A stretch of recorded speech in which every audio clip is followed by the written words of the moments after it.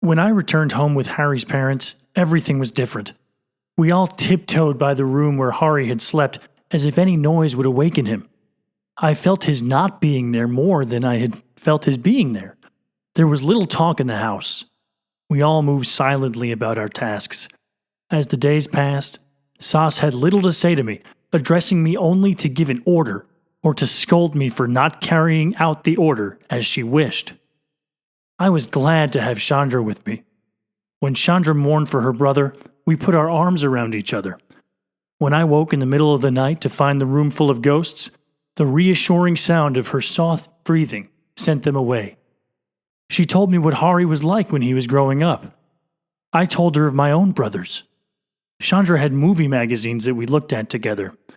One night, a fruit bat flew through our window, and we hid, giggling, under the covers until it was gone. A few weeks after Hari's death, Sas told me to put on my widow's white sari.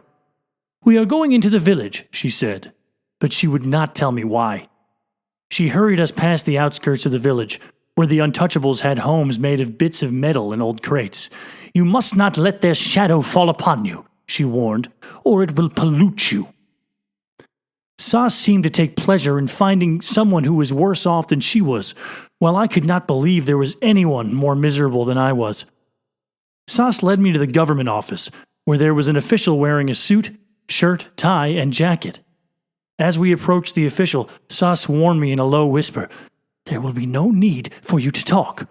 I will explain." "What is there to explain?" I whispered. Sas only gave my arm a yank and propelled me into the office. "Sir," Sas said to the man, "my son has died. This is his widow. Does the government not have something for her?" The man gave me a quick glance, and after saying he was very sorry to hear of Hari's death, he pushed some papers at Sas and me to sign. Since neither of us could read the papers, Sas said she would take them home so that her husband, who was a scholar, could read them. Then she would return them with our marks.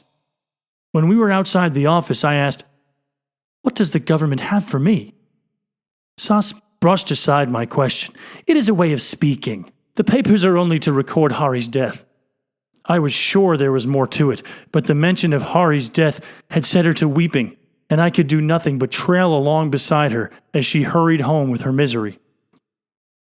After that, each month an envelope with a government stamp came for me.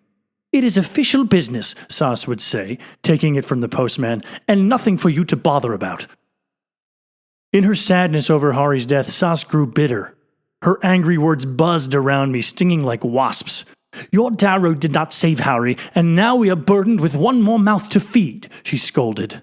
She made my own name hateful to me. All day long she sent it screaming through the house and across the courtyard. "Collie, we need water. Collie, sweep the courtyard. The geese have soiled it. Collie, the clothes you washed are still dirty. Collie, the spices you ground for the masalas are too coarse." I did the best I could, thankful for a bed to sleep on and food to put in my mouth. Each morning I got up before the sun swallowed the darkness. It was so early that I felt as if I were the only one awake in the world. I made a respectful puja, bowing to the household shrine. I washed at the courtyard well and brushed my teeth with a twig from the neem tree. I gathered dried leaves to light the dung in the stove so the water for tea would be boiling when the family awoke. I slapped the cow dung into nicely shaped cakes and plastered them to the walls, a neat handprint on each one. After the sun dried them, they would feed the fire. I hurried to the well for a pail of water.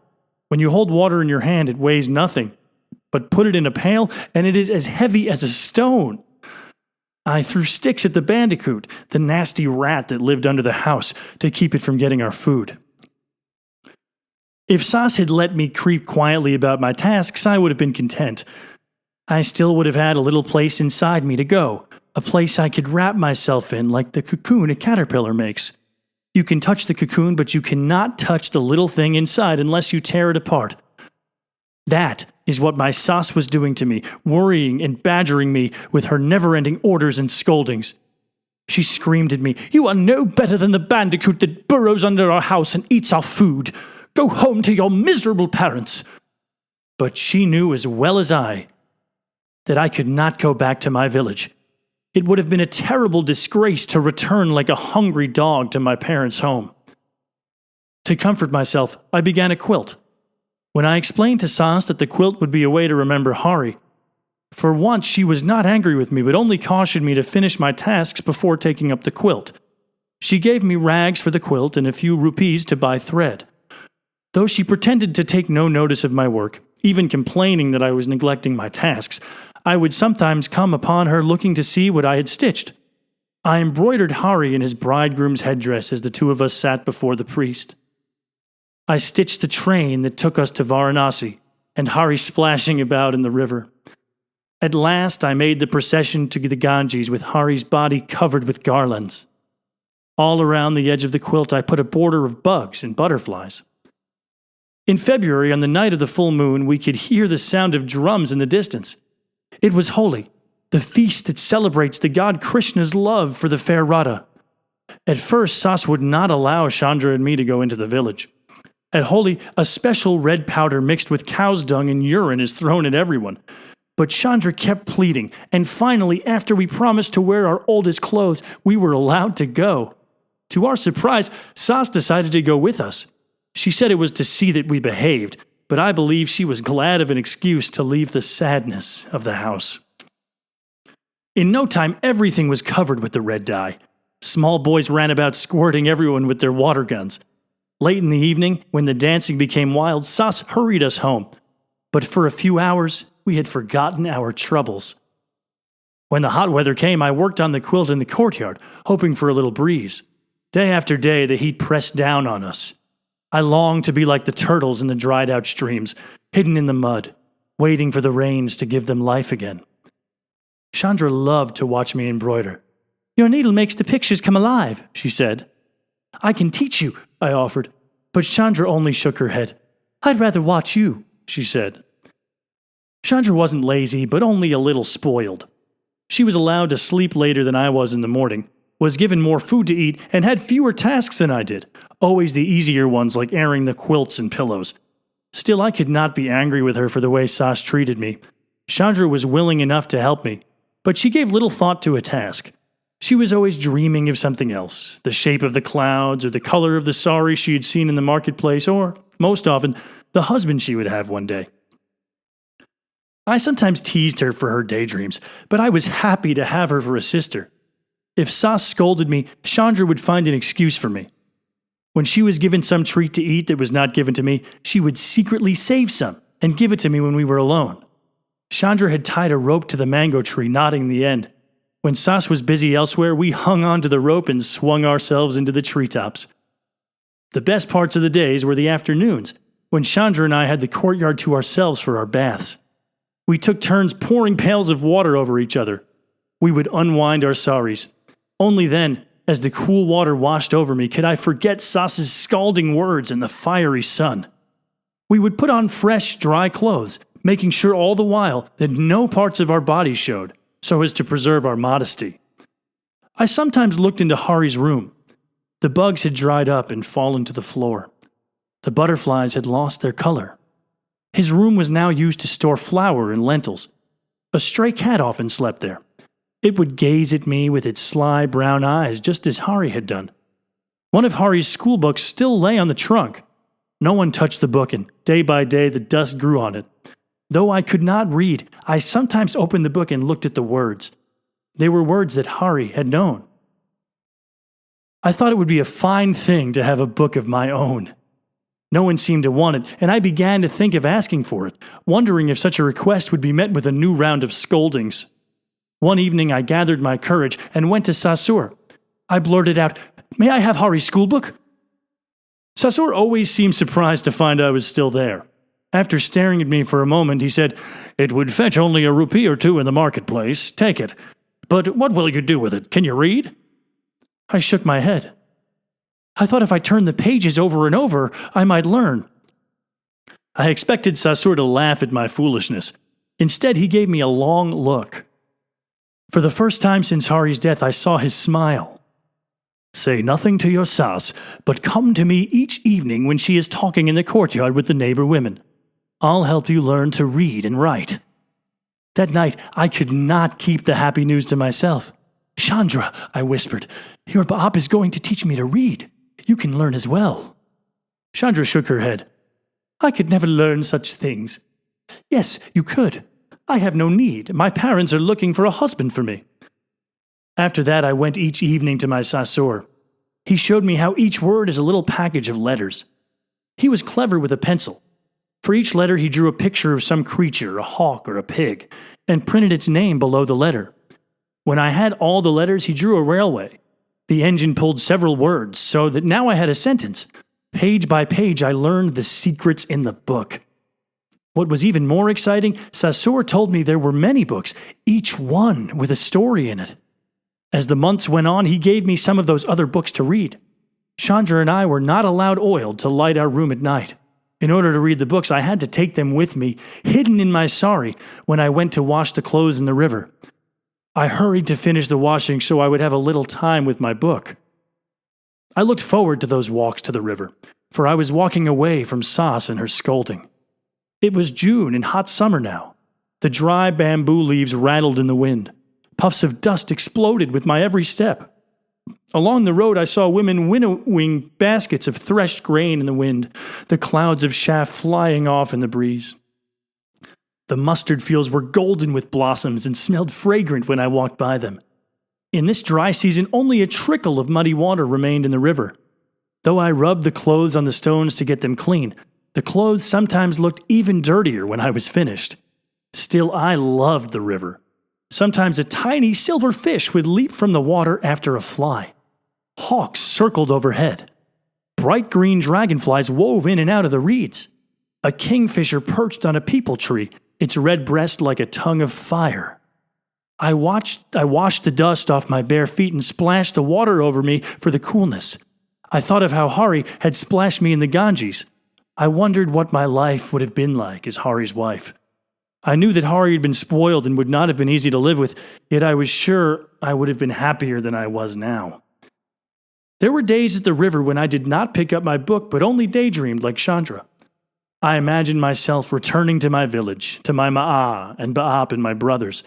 I wanted to picture welcoming looks on their faces when they saw me come back to them in my widow's sari. As hard as I tried, I could not put such looks on their faces, nor could I feel their welcoming embraces. Instead, I saw them all lined up in the courtyard, frowning and cross. I heard them order me back to the home of my husband's parents. "It is where you belong now," they would surely say. Sometimes I would picture myself running away, selling my earrings to get a railway ticket to Varanasi. I thought of the excitement of the city. But what could I do for a living and where could I stay? I remembered all the families living on the streets. Though I turned these things over and over in my head, I did not see how I could escape. As the summer days grew hotter and hotter, Chandra and I would stand in the courtyard every afternoon, looking up at the sky, waiting for the rains to cool us. One day, just as we had given up hope, huge gray clouds, large and clumsy as elephants, came rolling in. A moment later, 1,000,000 pails of water emptied on us. Holding hands, we danced and danced, tipping our heads up and opening our mouths. Our clothes clung to us, and under our feet the dry dust of the courtyard softened into mud and squeezed up between our toes. Even Sas forgot her scolding and stood a little apart in the courtyard, letting the rain fall on her as if it were washing away some of her sorrow. Now that the monsoon had come, everything was damp. The quilts on our beds and the clothes in our chest were limp and smelled of mildew. Overnight, our sandals turned green with mold. In every room, water dripped down from the ceiling, so when we had a hard rain outside, it was like a small rain shower inside. The mud brick walls of the house became even thinner. A part of the roof caved in. Overnight, the wilting wheat in millet fields turned green. Mosquitoes bred in the little pools along the roadside. We could not walk very far without snakes for company. They were everywhere, hanging from the mango tree and crawling under our charpoys so that we were afraid to sleep.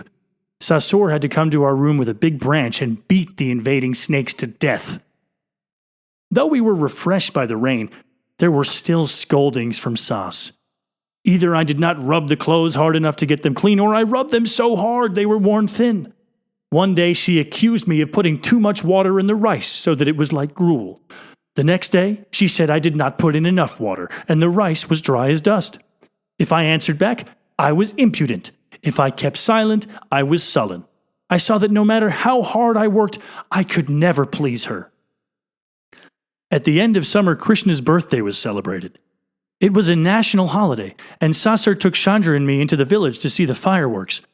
The colors exploded like handfuls of petals tossed into the sky. There were trained monkeys and clever starlings that had been taught to talk.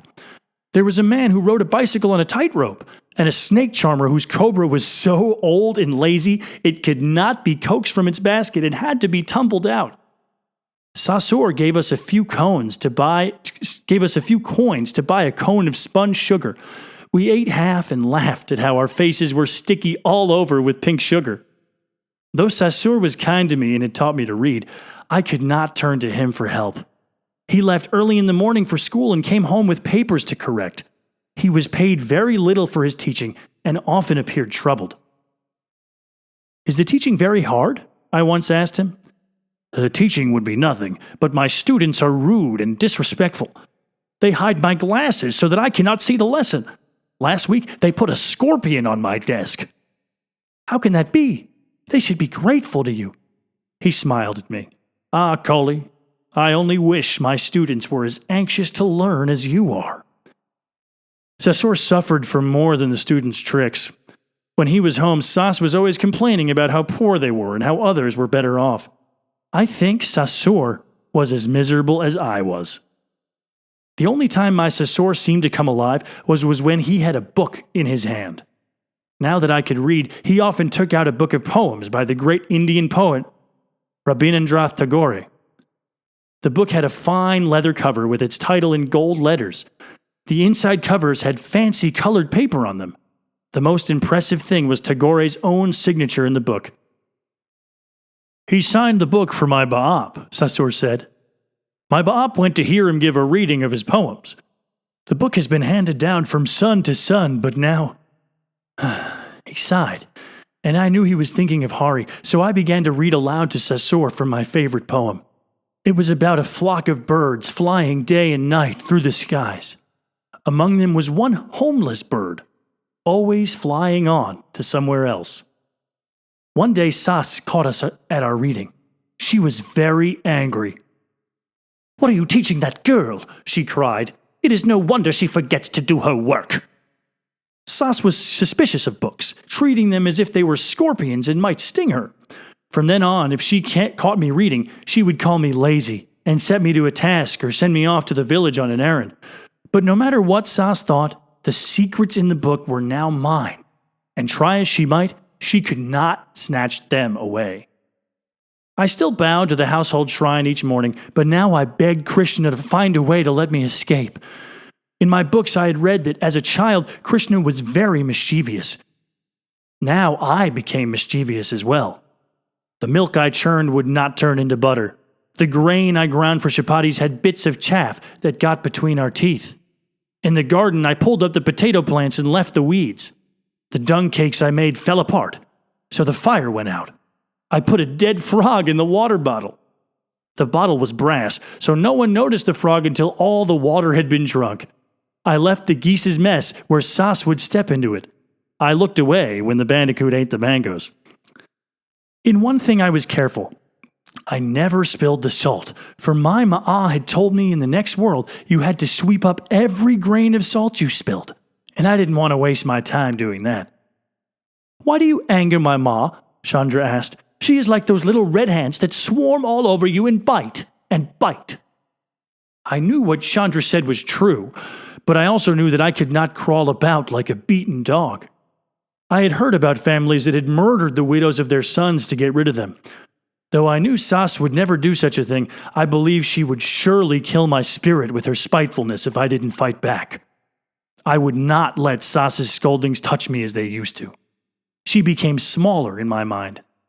I had the comfort of Chandra, for we were as sisters now, and each evening after my work was finished, my books were there to welcome me. In this way, 2 years passed, and then whispering began in the house. Sas and Sasur spoke in low voices. Chandra began to wear a secret smile. One night she confided to me, "The Kataka has found me a husband."